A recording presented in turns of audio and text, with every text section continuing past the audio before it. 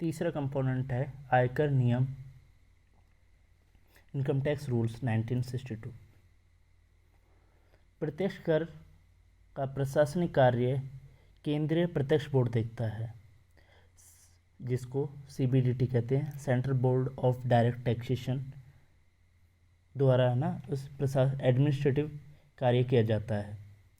CBDT को अधिनियमों के उद्देश्यों को पूरा करने के लिए नियम बनाने का अधिकार है। अर्थात सीबीडीटी जो बोर्ड है उसको जो इनकम टैक्स एक्ट 1961 है उसके और फाइनेंस एक्ट है उसके उद्देश्यों को पूरा करने के लिए किसी प्रकार के नियम बनाने का अधिकार प्राप्त है। आयकर के प्रशासन के लिए सीबीडीटी समय समय पर नियम तैयार करता है, जिन्हें सामूहिक रूप से इनकम टैक्स रूल्स 1962 को कहते हैं। चौथा कंपोनेंट है परिपत्र अधिसूचनाएं, सर्कुलर्स एंड द नोटिफिकेशंस।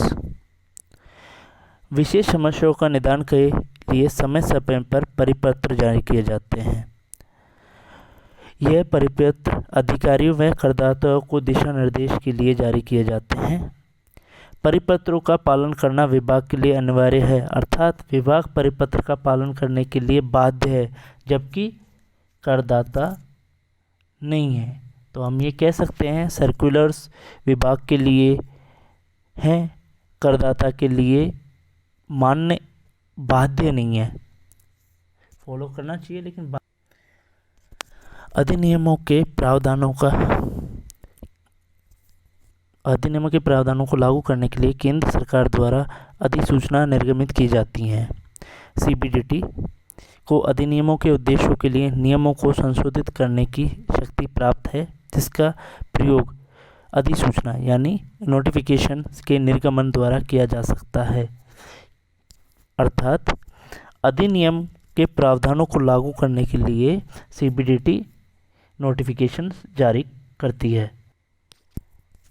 पांचवा कंपोनेंट है न्यायिक निर्णय, legal decisions of the court.